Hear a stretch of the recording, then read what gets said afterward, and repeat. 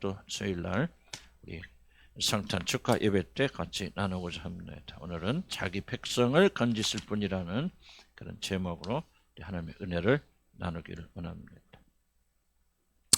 요즘 대한민국이 참 어렵다 하는 것은 설명할 필요가 없어요. 피부로 느끼는 것이 아닐까.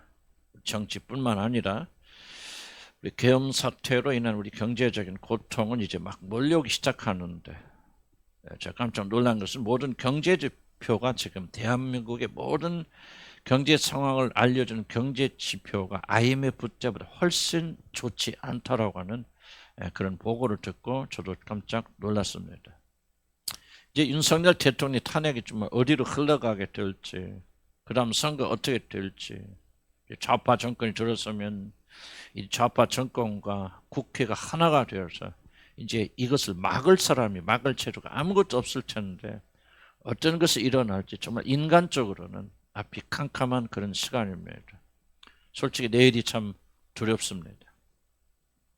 저는 오늘 성경에 등장하는 요셉의 갈등이 이와 같은 매우 긴박한 것이 아니었을까 하는 그런 생각을 좀 해봅니다. 어느 날 갑자기 자신과 약혼했던 마리아라는 여자가 임신을 하였다고 하는 청천벽력과 같은 소식을 듣습니다. 이제 결혼식 날짜를 잡아놓고 그날만 기다리고 있던 신랑에게 자기 자신이 사랑하는 여자가 다른 남자의 아이를 가졌다는 소식에 요셉의 모든 세계는 다 무너졌습니다. 세상에 어떻게 그런 일이 일어날 수 있을까? 그렇게 조숙하게 보이고 믿음이 좋던 여자가 어떻게 나와 정혼하고 다른 남자의 아이를 가질 수 있을까? 정말 믿을 수가 없고, 때로는 요셉의 마음에서 살인적인 분노가 일어났을 것입니다. 그러다가 또 생각을 다시 해보면 아니야, 절대 마리아는 그런 여자가 아닌데 아마도 나쁜 남자에게 성폭행을 당했을지 몰라. 그래서 그를 용서하고 싶지만은 그냥 몰라라 하고 마리아를 거두어 드릴 때 일어날 일들을 생각하니 두려움이 앞섭니다. 여자를 데려오고 아이를 낳게 되면 그 아이를 내 아이라 그렇게 말할 수도 있지만, 그러나 그 당시에는 용납할 수 없는 속도 위반을 하였다고 사람들이 손가락질을 할 것이 분명하고, 내가 과연 일생 동안 내 자식이 아닌 이 아이를 내 아이로 용서하고 살 수 있을까? 내가 내 아이가 아닌 다른 남자의 아이를 보면서 과연 내 이 아이를 내 자식처럼 사랑할 수 있을까? 그리고 그런 여자를 내가 받아들일 수 있을까? 두려움과 분노와 놀람과 미움과 동시에 연민이 교차하는 그런 밤들을 많이 보냈을 것입니다. 그때는 정혼하지 않은 자들이 임신을 하면 돌로 쳐죽이는 그런 무서운 시대인데, 엄연히 약혼한 남자가 있는 여자가 임신을 하였으니 마리아는 100번 죽어도 마땅합니다. 그러나 마음이 착한 요셉은 마리아가 아무리 큰 실수를 저질렀어도 약혼자가 돌에 맞아 죽게 할 수는 없습니다. 그래서 아무런 문제를 일으키지 않고 그저 가만히 파혼하여 그를 살리려고 그렇게 합니다. 바로 그때 하나님이 요셉의 꿈에 나타나셨어요. 약혼녀 마리아가 임신한 것은 그가 부도덕하게 다른 남자와 잠자를 가졌기 때문이 아니라 하나님의 거룩한 성령의 능력으로 인하여서 초자연적인 아이를 가지게 된 것이니 그를 버리지 말고 데리고 오라, 그렇게 이제 명령합니다. 이제 요셉의 모든 운명 그리고 마리아의 모든 장래는 그가 아이가 된 그런 마리아의 몸에 잉태된 아이를 요셉이 받아들이느냐 거절하느냐, 이 모든 것들이 달려 있습니다. 예수를 거절하면 마리아는 사생아를 낳은 그런 천하의 부도덕한 여자로 낙인 찍혀서 일생을 눈물 속에 지나게 될 것이고, 요셉은 자기 자신 약혼자가 다른 남자의 아이를 임신한 배신을 용서하지 못하고 일생 동안 그는 고통 속에 살게 될 것입니다. 그러나 그가 이 모든 것을 이기고 예수를 아들로 받아들여서 자기 아들로 삼는 순간 그의 모든 문제는 사라지고 요셉은 인류를 구원하러 오신 예수 그리스도의 육적인 아버지가 되어서 모든 자들에게 영원토록 기억될 것입니다. 물론 세세한 조그만 문제들은 있겠지만은 그가 결국 마음을 이기고 예수라는 아이를 자기 아들로 받아들이는 순간 그의 모든 문제는 해결된다. 저는 그렇게 생각합니다. 이 상황은 마치 요한복음에 있는 말씀을 기억나게 해줍니다. 아들을 믿는 자에게는 영생이 있고 아들에게 순종하지 아니한 자는 영생을 보지 못하고 도리어 하나님의 진노가 그에 머물러 있느니라는 요한복음 3장 36절의 말씀처럼 이제 그가 모든 고통과 번민을 무릅쓰고 그 아이 예수 그리스도를 받아들이는 순간 그는 영원한 생명을 얻게 될 것이고, 만약 육신의 정의나 육신의 분노 때문에 그 아이를 거절한다면은 그는 일생 동안 또는 영원히 고민하고 번민하게 되고 아파야 되는 그런 고통 속으로 들어갈 것입니다. 그래서 이 결정을 앞둔 요셉은 두려움과 분노와 초조한 마음으로 많은 밤들을 뜬 눈으로 샜을 것이다. 저는 그렇게 추측합니다. 요셉처럼 지금 세상 사람들도 자신에게 닥친 재난의 공포 앞에서 두려워하고 있고, 그런 어리석은 일을 만든 자들에 대해서 분노하고 있고, 내일 닥칠 모든 불확실한 일들 때문에 떨고 있고, 저도 그런 사람들 중에 하나입니다. 도대체 어떻게 하여 우리가 이렇게 당한 이 고난과 고통과 번민의 문제 앞에서 이것을 벗어날 수가 있겠습니까? 라는 질문은, 도대체 요셉은 자신의 생애의 가장 큰 위기를 어떻게 벗어났는가에 대한 답변을 함으로 우리가 알 수 있다고 저는 그렇게 생각합니다. 요셉은 마리아의 태 속에 있는 아이를 결국 받아들임으로 그는 모든 문제에서 해방되었습니다. 그러나 이것은 요셉 한 사람에게만 해당되는 그런 문제가 아니라고 저는 그렇게 생각합니다. 지금 닥쳐오는 모든 재난 앞에서 떨고 있는 모든 자들에게 주시는 정확한 메시지가 이 안에 숨겨져 있다고 저는 그렇게 생각합니다. 그 아들을 받아들인 자는 살 것이고, 그 아들을 거절하는 순간 요셉은 끝나듯이 모든 인간들은 끝나게 될 것입니다. 우리도 그 이름을 받아들이고 그 이름을 의지하게 될 때만 우리들이 지금 겪고 있는 모든 위기에서 우리는 승리할 수 있다고 저는 의심 없이 굳게 믿고 고백합니다. 도대체 마리아를 통해서 임신된 이 아이는 누구길래 위기에 빠진 인류를 구출할 수 있다는 말입니까? 우리는 이미 알고 있지만 그럼에도 불구하고 다시 한번 질문을 던져봐야 됩니다. 저와 여러분, 오늘 바로 이 질문, 마리아의 몸에서 태어나는 이 아이가 도대체 누구길래 그를 믿는 모든 자들을 건질 수 있고 그들이 어떤 문제에 빠져 있건 그 아이를 받아들이는 순간 그 문제에서 비로소 벗어나서 자유롭게 될 수 있는가 하는 이 질문에 대한 답변을 저와 여러분이 오늘 같이 나누기를 원합니다. 오늘 성경 보면 하나님은 요셉을 향해서 태어난 아기 이름을 예수라고 부르라고 그렇게 말씀하십니다. 예수란 말은 구원자 혹은 제가 구원하신다고 하는 의미를 가진 여호수아라고 하는 히브리 말을 헬라어로 바꾼 것이 바로 예수입니다. 그런데 예수라는 말은 하나님이 구원하신다라고 하는 그런 뜻을 가지고 있습니다. 성경 이 의미를 더욱더 확실하게 하기 위해서 보통 예수 그리스도라 그렇게 부르는데, 이 말의 뜻은 우리 죄인들을 구원하시기 위해서 하나님께서 보내신 자라는 그런 뜻이 바로 예수 그리스도라고 하는 이름의 뜻입니다. 요셉은 이 이름을 받아들임으로 그가 겪고 있는 모든 고통에서 벗어나서 영광스럽게 하나님의 아들 예수 그리스도의 육적인 아버지, 아무런 피가 섞인 건 아니지만 법적인 아버지가 되는 놀란 영광을 그는 받게 되어졌습니다.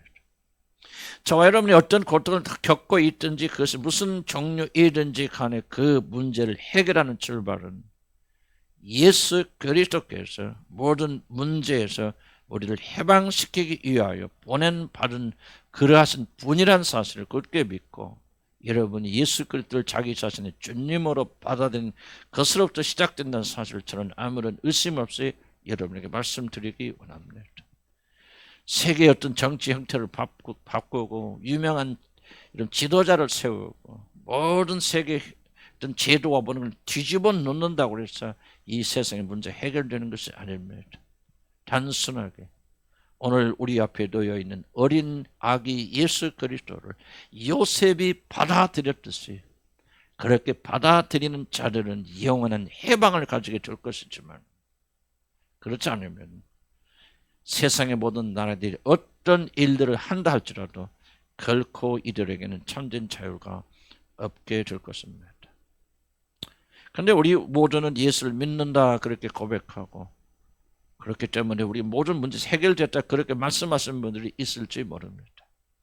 그러나 중요한 사실은 요셉이 그 이름을 받아들였듯이 여러분도 예수 그리스도를 자기 자신의 모든 죄에서 건지실 구원자, 여러분들의 모든 문제에서 해방시키기 위하여 하나님께서 보내신 메시아 그리스도로 그분을 인정하고 여러분이 그분을 전심으로 믿는가 하는 질문을 반드시 던져야 됩니다.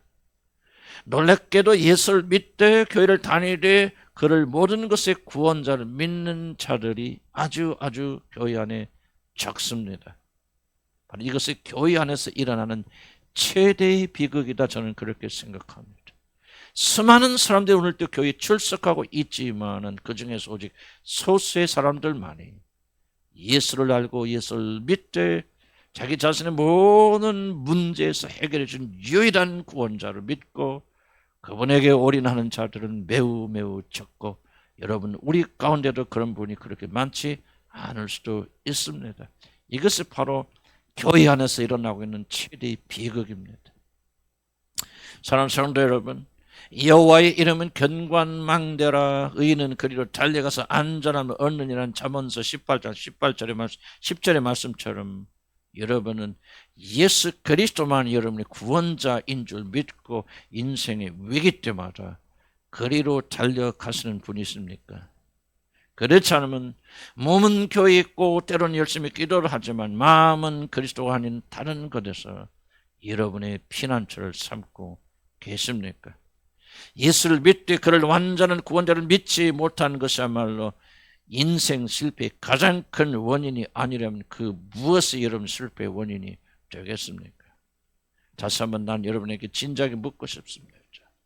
여러분은 예수를 믿되 그를 모든 죄의 결과에서 온전히 해방시킨 그러한 분으로 믿고 고백하고 그러한 분에게 여러분의 모든 걱정과 근심과 여러분의 모든 장래와 이 모든 것을 내어 맡기며 그 결과 그분 안에서 참된 평강과 평화를 누립니까? 그분 안에서 여러분은 완전 해방과 자유를 받으셨습니까? 그렇지 못하다면 나는 오늘 여러분들이 이 말씀을 주의 깊게 들으시기를 나는 주의 이름으로 간절히 축복합니다. 성경 예수 그리스도는 자기 백성을 죄에서 구원하시기 위해서 오신 분이라 또 이렇게 표현합니다.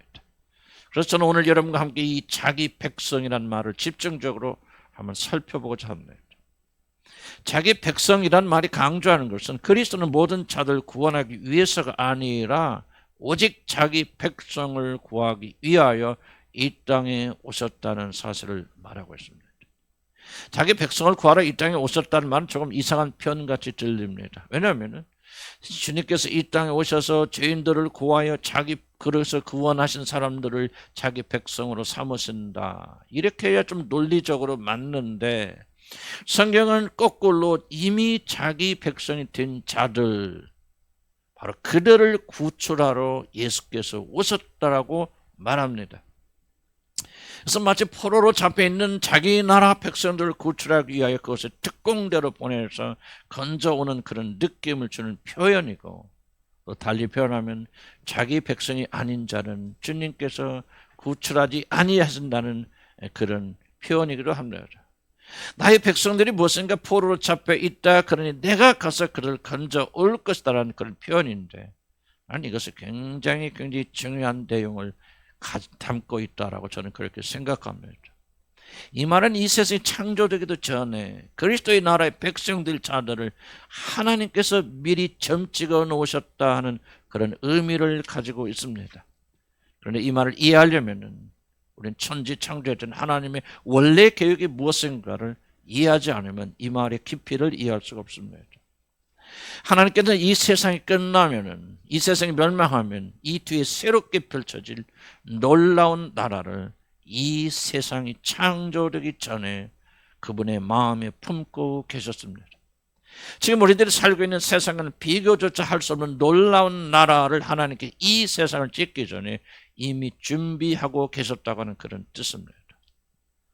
그런데 아들을 너무나도 사랑하신 하나님은 이 새롭게 창조된 놀라운 이 세상을 아들에게 물려주시기라고 그렇게 결심하시고 이 보이는 이 세상 뒤에 오는 놀라운 엄청난 세계를 그분이 창조하셨는데 바로 그 세상은 하나님의 능력과 지혜와 권능이 다 쏟아부어져 만들어진 우리가 감히 묘사조차도 할 수 없는 엄청난 나라, 우리의 이성과 지식과 목을 다 동원해도 그 나라의 그림자조차 그릴 수 없는 그런 놀라운 나라입니다. 성경은 그 나라를 가리켜서 새하늘과 새 땅이라고 이렇게 간접적으로 표현합니다. 선지자들도 그 나라에 대해서 많은 예언을 하였는데 그것을 종합해 본다면 그 나라는 죽음도 없고 병도 없고 이별도 없고 슬픔도 없고 그 어떤 고통도 없을 뿐만 아니라 하나님과 같은 그런 삶을 살도록 영원토록 그런 삶을 살도록 만들어진 나라. 아무리 우리 상상력을 다 동원하여 보아도 하나님이 누군지조차 알지도 못하는 우리들이 그 나라에 들어가서 마치 하나님처럼 살게 된다고 하는 이 나라. 성경은 천국이다 하늘나라다 이렇게 간단히 표현하지만은 사실 우리들은 어떤 것이 하늘나라 있고 천국인지조차 감히 엄두도 내지 못하고 짐작조차 하지 못하는 엄청난 나라를 우리 하나님은 이 세상이 지어지기 전에 그리고 여러분을 짓기 전에 그의 마음에 품고 계셨다고 하는 사실입니다. 요한복음 14장 3절에 보면 가서 너희를 위하여 거처를 예비하면 내가 다시 와서 너희를 내게로 영접하여 나 있는 곳에 너희를 있게 하리라는 말씀을 하셨는데 바로 이것이 바로 그 나라를 가리키는 것입니다. 그 나라는 쇠하지 아니하고 사라지지 않고 인간의 그 어떤 고통이나 문제로 침범할 수 없는 그런 놀라운 곳이 바로 그 나라입니다. 그 나라에 들어간 자들은 마치 하나님처럼 살게 되는 그런 세상입니다. 사실 그 나라는 너무나도 놀라운 것이어서 이 세상의 어떤 것으로도 예를 들 수 없는 그런 나라입니다. 그런데 그 나라에 대한 하나님의 영원 전부터의 계획은 바로 그 놀라운 나라를 자기 자신이 사랑한 독생자 아들에게 다 상속으로 물려주어서 그리스도께서 그 나라를 왕으로 다스리게 하는 것.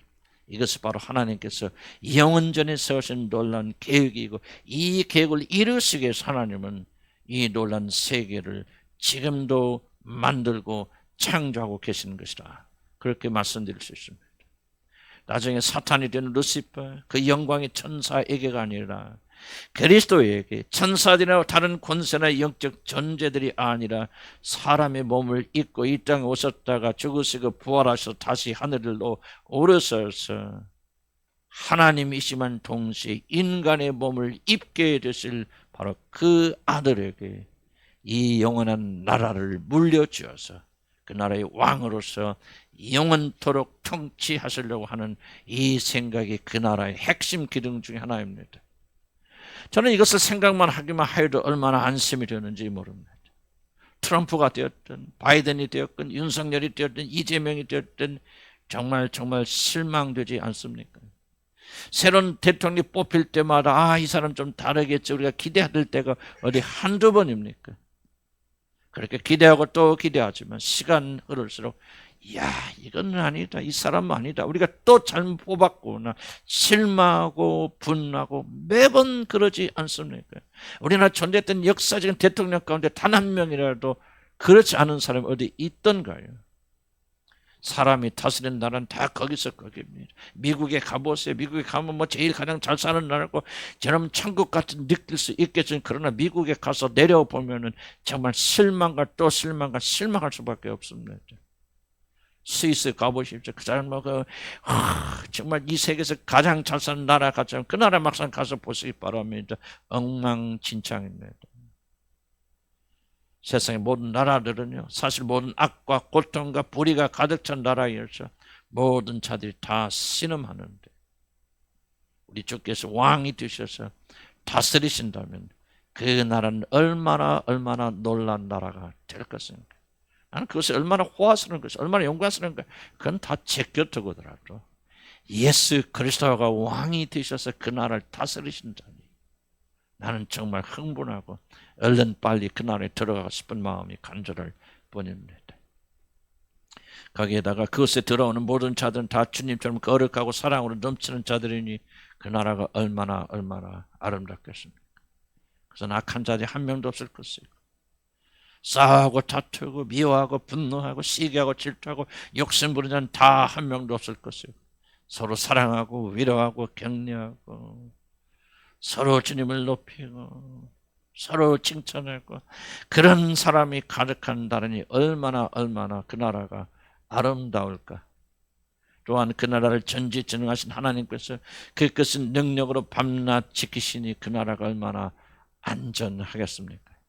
정말 그 나라를 생각만 하여도 용기가 나고 기쁨을 가져다 준 영원한 나라가 우리를 위해서 준비되었을 뿐만 아니라 그 놀라운 나라를 우리를 사랑하시사 자기 목숨조차 아끼지 아니하십니다. 바로 그분이 그 나라를 통치하시고 다스리십니다. 이재명이 아니라 윤석열이 아니라 트럼프가 아니라 바로 그분이 통치하신 그 나라에 들어간다. 이 얼마나 생각만 해도 행복한 일인지. 나는 우리 그리스도인들은 바로 어렵고 힘들고 고통이 올 때마다 이 사실 때문에 위로받고 그리고 용기를 내는 바로 이것이 바로 그리스도인들이 아닐까 그렇게 생각합니다. 그런데 성경은 그 나라의 왕도 있지만은 그 나라에서 영원히 살 백성들도 있다 그렇게 또 말합니다. 왕 혼자 나라를 만들 수 없습니다. 국민 없는 나라는 존재할 수 없습니다. 그래서 하나님은 독생자들 왕으로 앉힐 그 놀라운 나라를 창조하시면서 그 아들을 섬길 백성들도 같이 창조하시기로 결정하신 것입니다. 당신의 독생자 아들이 다스리는 그 나라의 백성을 삼기 위해서 하나님은 자신의 모양대로 아담과 이브를 창조하셨고 아브라함과 그의 후손들을 부르신 것입니다. 그런데 놀라운 것은 또는 되게 무서운 것은 하나님은 모든 인간이 태어난 모든 인간이 다 그 영광스러운 나라에 들어가도록 그렇게 하지 않으셨다는 사실입니다. 그분 자신이 창조하신 인간들 중에서 극소수의 사람들만을 선택하셔서 그 사람들이 아들의 나라의 백성이 되도록 하나님은 선택하시고 예정하셨습니다. 전능하신 하나님은 이 세상이 지어지기도 전에 그리스도의 나라를 자신의 마음에 품으시면서 그 나라에 들어가 독생자 아들과 함께 왕노릇 할 사람들 미리 결정하시고 미리 선택하시고 그들의 이름을 하늘의 생명책에 기록했다는 놀라운 사실을 우리는 봅니다. 인간이 지어지기 전에 우리들이 태어나기도 전에 하나님은 아들의 나라에 들어서 영원토록 왕처럼 살게 하실 자들을 아무런 자격 없는 자들 가운데서 거르시고 우리가 그런 곳에 들어갈 만한 아무런 근거가 없고 죄만 지었음에도 불구하고 지을 수 없는, 지워버릴 수 없는 자신의 생명의 책에 그들의 이름을 새겨 넣으신 것입니다. 사랑하는 성도 여러분, 여러분은 오늘 여기에 그냥 우연히 앉아 있는 것이 아닙니다. 이 세상이 지어지기도 전에 하나님께서는 여러분을 구원하기로 예정하시고 여러분의 이름을 하나님 자신의 생명책에 한자 한자 새겨 넣으셨기 때문에 저와 여러분이 하나님이 정하신 그 시간에 구원을 받고 이렇게 하나님 나라의 백성으로 앉아 있는 것입니다. 이사야서 4장 3절에 이렇게 말합니다. 시온에 남아있는 자, 예루살렘에 머물러 있는 자, 곧 예루살렘 안에 생존한 자 중 기록된 모든 사람은 거룩하다 칭함을 받으리니. 다니엘서 12장 1절에 이렇게 말합니다. 그때 내 민족을 호위하는 큰 군주 미가엘이 일어날 것이요 또 환란이 있으리니 이는 개국 이래로 그때까지 없던 환란일 것이라. 그때 내 백성 중 책에 기록된 모든 자가 구원을 받을 것이라. 이 얼마나 놀라운 말씀입니까? 이 얼마나 큰 은혜인가요? 하나님은 사람들이 창조되기 전에, 여러분이 태어나기도 전에 그날의 백성들 미리 정하셨고 저와 여러분의 이름을 그분의 생명책에 기록하신 것입니다. 세상 중에서 내게 주신 사람들에게 내가 아버지의 이름을 나타내었나이다. 그들은 아버지의 것이었는데 내게 주셨으며 그들은 아버지의 말씀을 지키셨다고 요한복음 17장 6절에 말씀하는데, 하나님 나라에 들어갈 자들을 아버지 하나님께서 창세전에 고르시고 선택하셔서 왕 되신 그 아들에게 이 생명을 주시면서 이들이 바로 너의 나라의 백성이 될 자들이라 그렇게 주셨기 때문에 바로 우리들이 그날의 백성이 되고 이제 영원한 나라의 주인들이 된 것입니다. 그런데 문제가 일어났습니다. 택함받은 자들이 조상들은 아담과 이브가 하나님의 명령을 어기고 선악과를 따먹음으로 하나님을 배신한 것입니다. 그들은 먹으면 반드시 죽게 되는 열매를 먹었기 때문에 하나님께서 주신 참된 생명을 잃고 영원한 책에 던져지는 비참한 운명으로 떨어지게 된 것입니다. 자신에게 주어진 자기 나라의 백성들이 사단의 유혹에 넘어가 그만 선악과를 따먹고 죄를 지음으로 지옥에 가게 되었으며 원수 사단의 종들이 되어버린 것입니다. 자기 백성, 생명책에 기록된 자들이 하루아침에 사탄의 노예가 되어져 버리고 말았습니다. 그래서 그들은 결국 하나님을 떠났고 가전 타락된 행실만 하다가 결국 사탄과 그를 따른 악한 영들이 영원히 갇히게 될 지옥에 던져질 그런 비참한 자들이 되어져 버리고 말았습니다. 하나님의 생명책에 기록된 자들이 죄에 빠져 영원한 멸망을 기다리는 그런 비참한 자들이 되어져 버린 것입니다. 하나님이 세우실 아들의 나라의 백성들이 다 범죄하여서 이제 모든 저주가 영원히 끝나지 않는 지옥에 던져져야 됩니다. 하나님의 생명책에 기록되었다 할지라도, 하나님의 백성이라 할지라도 그들이 하나님을 배신하고 떠났기 때문에 영원한 형벌을 받아야 됩니다. 바로 이것이 하나님의 자녀로 선택받았고 그리스도 나라의 백성으로 예정되었지만은 죄로 인하여 이 모든 걸 잃어버린 자들이 비참한 운명입니다. 하나님의 자녀들이 마귀의 자녀가 되어졌고 그리스도 나라의 백성들이 마귀의 포로가 되어진 것입니다. 그런데 우리 왕은 우리들의 군경을 절대 내버리실 분이 아닙니다. 우리에게 있는 대제사장은 우리의 약함을 동정하지 못하실 여가 아니요, 히브리서 4장 15절에서 말씀하신 것처럼 자비의 왕은 이런 절대절명의 위기에서 자기 백성을 구하기 위하여 하늘에서 내려오신 것입니다. 사단의 포로로 잡혀있는 불쌍한 자기 백성을 구하기 위해서 그 영광의 왕은 자신의 모든 자를 버리고 그 천한 사람의 몸을 입고 이 세상에 내려오셨습니다. 이것이 크리스마스에 관한 모든 것입니다. 한번 생각해 보시기 바랍니다. 보통 왕이 사로잡히면 백성들이 목숨을 걸고 그 나라에 들어가서 자기 자신의 왕을 구출합니다. 왕을 위하여 많은 백성들이 목숨을 잃습니다. 이것이 너무나도 당연한 이야기가 아니겠습니까? 그런데 크리스마스 스토리는 다릅니다. 왕 되신 그분께서 자기 백성을 구출하기 위하여 그 고귀한 목숨을 버립니다. 자신의 목숨을 통하여 그것도 자발적으로 죄인된 자기 백성을 구원하러 이 땅에 내려오십니다. 이 얼마나 달콤한 러브스토리입니까?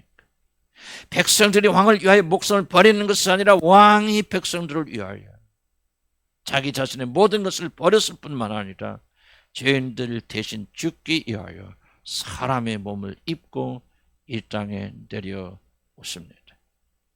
우리 왕은 자신의 백성을 절대로 포기하지 않습니다. 한번 자기에게 주어지고 한번 생명책 기록된 자기 백성들, 내 나라의 백성들이 죄를 짓고 타락해서 버리고 떠나갔다 할지라도 우리 왕은 절대로 포기하지 않고 이 세상 끝까지 찾아오셔서 우리를 구출하여 냈습니다. 어린 양 하나를 잃으면 그 목자는 모든 양을 버리고 그 양을 찾으러 나간다고 그랬는데 그분이 바로 우리의 주님이십니다. 그리고 자기 백성을 위하여 자신의 모든 걸 내려놓고 십자가에서 자기 백성들의 죄값을 갚기 위하여 자신의 소중한 목숨을 바쳐 피를 흘리셨습니다. 무엇보다 모든 사람이 받을 만한 이 말이 그리스도 예수께서 죄인을 구원하러 이 땅에 임하셨다. 우리 왕은 이런 분이십니다. 우리가 이런 사랑을 입은 자리로 바로 우리가 이런 영광의 빛 가운데 사는 자들입니다. 우리는 이번 계엄 사태를 통해서 국가의 지도자가 자기 자신의 안전을 위해서 그에게 맡겨진 백성들을 얼마나 쉽게 죽음의 자리에 몰아넣을 수 있는가를 지금 우리는 경험하고 있습니다. 자신이 살려고 수많은 백성들의 안전과 나라의 안전에 염두도 두지 않습니다. 그래서 국민들조차 심한 배신감을 느낍니다. 그래서 윤 대통령을 지지한 모든 자들도 심히 배신감에 등을 돌리고 저 자신도 심한 배신감을 느끼고 있습니다. 그러나 우리의 왕은 다릅니다. 그는 자기 백성을 멸망당하도록 버려두지 않으시고 자신이 백성들이 저지른 모든 문제를 스스로 해결하기 위해서 백성들의 모든 죄를 스스로 뒤집어 쓰시고 그 십자가에 고귀한 피를 흘리시며 자기 백성을 위하여 대신 죽으십니다.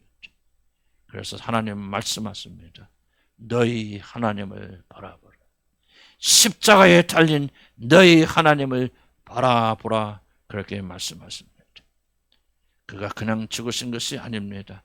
자기 백성을 위하여 죽으셨습니다. 그냥 피를 흘리신 것이 아닙니다. 영원 전에 그리스도의 나라의 백성이 호적에 올라있는 자들의 죄를 대신 갚으시고 그들을 사단의 포로림에서 해방시키기 위해서 죄로 말미암아 지옥에 들어간 이 죄값을 갚으시기 위해서 십자가에서 우리 왕은 자기 백성을 위하여 죽으신 것입니다. 요한일서 3장 1절이 뭐라고 말합니까? 보라, 아버지께서 어떠한 사랑을 우리에게 베푸사 하나님의 자녀라 일컬음을 받게 하셨습니까?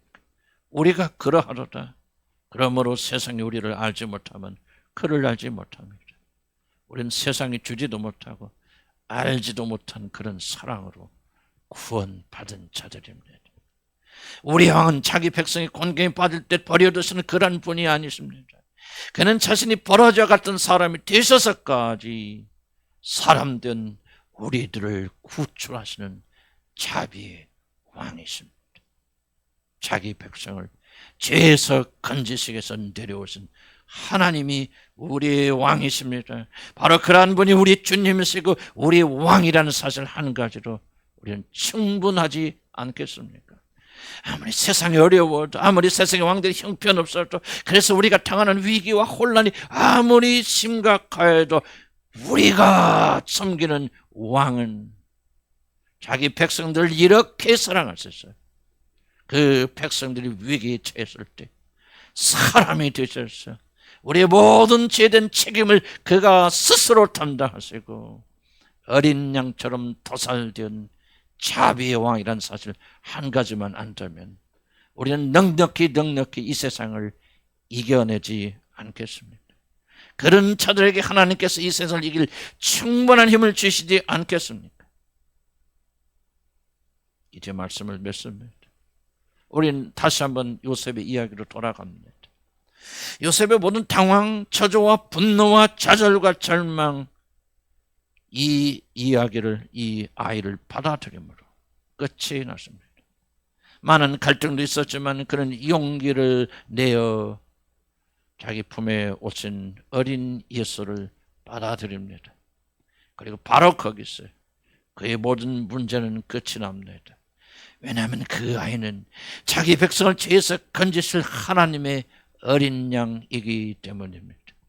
요셉 모든 눈물도 한숨도 분노도 한탄도 걱정도 두려움도 자기 백성을 사랑하셔서 자기 몸을 버리시고 이 땅에 내려오신 그 아들 예수 그리스도를 받아들이는 순간 그 모든 고통에서 해방이 되어졌습니다. 마찬가지로 오늘 누구든지 요셉과 같은 심정으로 계신 분이 있다면, 나라의 흔들림 앞에 개인의 문제와 어려움 때문에 요셉과 같은 그런 어려운 심정으로 서 있다면, 오늘 성경은 말하고 오늘 진리의 말씀은 말합니다. 누구든지 그가 하나님의 어린 양 예수 그리스도, 자기 백성을 구출하러 오신 그분을 진심으로 전심으로 받아들인다면 그 사람은 영원히 자유롭게 될 것입니다.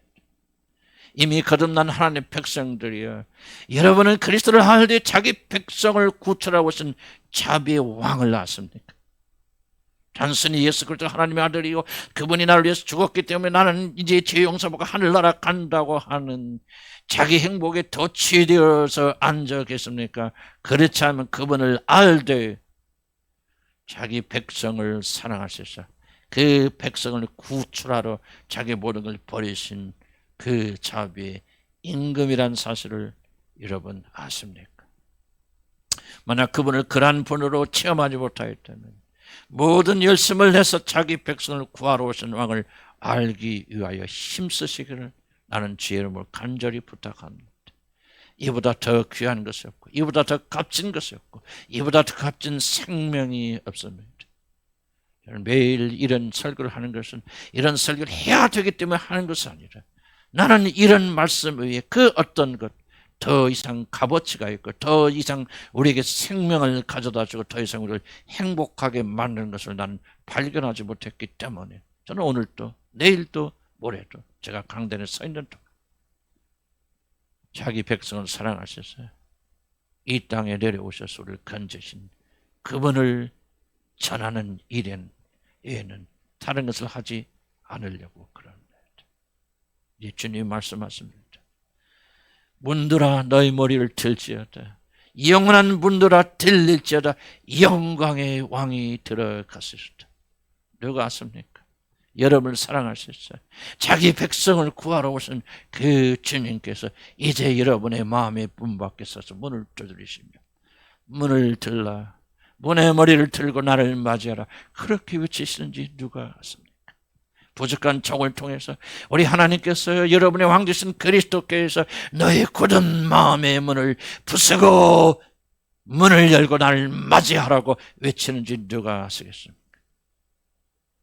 그리고 그 외침이 오늘 이 마지막에 될지 누가 알겠습니까?